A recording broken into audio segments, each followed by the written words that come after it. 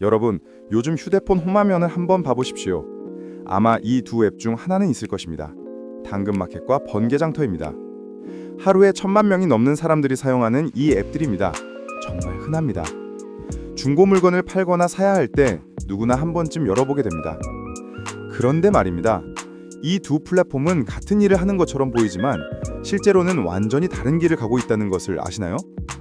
오늘은 당근마켓과 번개장터의 속사정, 그리고 그들이 벌이고 있는 중고 플랫폼 전쟁에 대해 얘기해 보겠습니다. 두 플랫폼의 출발점은 같았습니다. 둘 다 중고 거래를 하는 곳이니까요. 근데 여기서부터 갈렸습니다. 당근마켓은 뭘 생각했냐 하면 내 동네를 중심으로 가자는 것이었습니다. 우리 동네 사람들끼리 따뜻하게 거래하는 이미지를 만든 것입니다. 그리고 거기서 멈추지 않았습니다. 중고 거래뿐만 아니라 동네 생활 같은 커뮤니티도 만들고 알바 구인도 하고 부동산 거래도 하기 시작했습니다.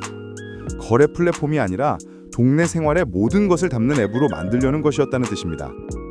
반면 번개장터는 다르게 생각했습니다. 거래 규모를 계속 늘려가자. 그리고 명품이나 리셀 시장 같은 고가 거래 시장도 노려보자는 전략을 택한 것입니다. 결국 같은 중고 거래라는 시장이지만 하나는 동네를 중심으로, 다른 하나는 거래 확대를 중심으로 나아간 것입니다. 수익, 숫자로 말한다. 이것이 현실에서 어떤 결과를 낳았을까요? 2024년 실적을 보면 정말 명확합니다. 당근마켓은 지난해 매출이 약 1,891억 원이었습니다. 전년 대비 무려 48% 늘었다는 뜻입니다. 영업이익은 약 376억 원인데 이것은 무려 3.8배나 증가했습니다. 정말 든든한 수익성이라고 할 수 있습니다. 반면 번개장터는 매출이 약 449억 원으로 31.5% 증가했습니다. 거래 건수도 63%나 늘었습니다. 오, 번개장터도 잘하네? 라고 생각할 수 있지만 문제가 있습니다. 영업 손실이 약 196억 원이라는 것입니다. 거래는 계속 늘고 있는데 여전히 돈을 못 버는 것입니다. 상황이 이것입니다. 당근마켓은 매출도 늘고 이익도 늘고, 번개장터는 매출은 늘고 거래량도 늘지만 여전히 적자인 상태입니다. 뭐 때문에 이런 차이가 생겼을까요? 돈을 버는 방식이 다르다. 바로 여기에 답이 있습니다. 수익 전략이 완전히 달랐다는 것입니다. 당근마켓의 무기는 광고입니다. 당근은 중고거래 수수료를 거의 안 받습니다. 대신 뭘 했냐고 하면 광고주들을 모았습니다. 작은 동네 소상공인부터 큰 기업까지 말입니다. 우리 앱에 광고 올려보십시오. 당신의 동네 고객들이 여기 있습니다. 라고 하면서 광고를 팔아먹은 것입니다. 그리고 광고를 더 많이 팔려면 어떻게 해야 할까요? 사람들이 더 오래 앱을 봐야 합니다. 그래서 중고거래뿐만 아니라 동네 생활, 알바, 부동산 등 여러 기능을 계속 추가했습니다. 사람들이 앱에 오래 머물 수 있게 만든 것입니다. 그러면 광고주 입장에서는 나도 거기 광고 올려야겠네 라고 생각하는 것입니다. 번개장터는 반대로 가는 길을 택했습니다. 번개장터는 뭘 강조했냐면 안전함입니다. 작년 8월부터 에스크로 기반의 안전결제를 전면 도입했습니다. 거래 안전성을 높인 것입니다. 그리고 판매자들로부터 결제 수수료를 받기 시작했습니다. 쉽게 말해서 거래가 많이 일어날수록 수수료 수익도 많이 올라가는 것입니다. 정리하면 이것입니다. 당근마켓은 광고로 돈을 벌겠다, 번개장터는 거래량 증가로 수수료를 벌겠다는 전혀 다른 길을 선택한 것입니다. 각각의 승리와 숙제. 그럼 각각 플랫폼의 강점과 약점은 뭘까요? 당근마켓의 강점은 정말 압도적입니다. 일단 사용자 수가 훨씬 많습니다. 지역 밀착 플랫폼으로서의 입지도 탄탄하고요. 광고주도 계속 늘고 있습니다. 수익성도 좋습니다. 근데 문제가 있습니다.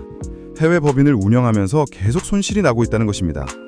그리고 광고에만 너무 의존하지 않나 싶기도 합니다. 광고 외에 새로운 수익 모델을 계속 만들어야 한다는 과제가 남아 있습니다. 번개장터는 어떨까요? 강점은 거래 규모의 가파른 증가입니다. 특히 명품이나 리셀 시장 같은 고가 거래 분야에서는 당근마켓보다 훨씬 활발합니다. 매출도 늘고 거래 건수도 늘고 있습니다. 오, 번개장터도 잘하네? 라고 생각할 수 있지만 문제가 있습니다. 영업 손실이 약 196억 원이라는 것입니다. 거래는 계속 늘고 있는데 여전히 돈을 못 버는 것입니다. 앞으로 거래가 늘어도 얼마나 빨리 이익을 만들 수 있을지가 관건입니다. 하지만 둘 다 문제가 있다. 숫자로는 당근마켓이 이기는 것처럼 보입니다. 근데 말입니다. 두 플랫폼 다 큰 문제를 안고 있습니다. 그리고 이 문제가 앞으로의 경쟁에서 가장 중요할 수도 있습니다. 당근마켓은 따뜻한 이웃 거래라는 좋은 이미지로 유명합니다. 근데 이면을 보면 어떨까요? 반려견 돌봄 사기, 가짜 부동산 매물, 여러 사기 사건들이 끊이질 않습니다. 이웃이 당신을 속일 수도 있다는 신뢰 붕괴가 일어나는 것입니다. 그리고 동네라는 신뢰 위에 지은 플랫폼이기 때문에 이런 문제가 더 치명적입니다. 번개장터도 마찬가지입니다. 명품 위조품 유통 문제, 안전결제 오류 등 사용자들의 신뢰를 잃고 있습니다. 안전하다고 내세웠는데 실제로는 그렇지 않다는 느낌을 주고 있는 것입니다.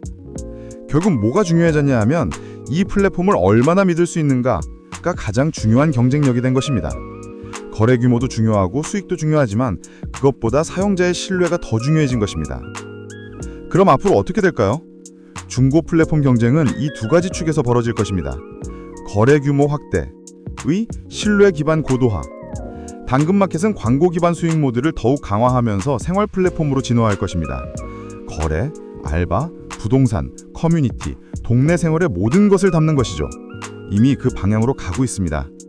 번개장터는 다르게 갈 것입니다.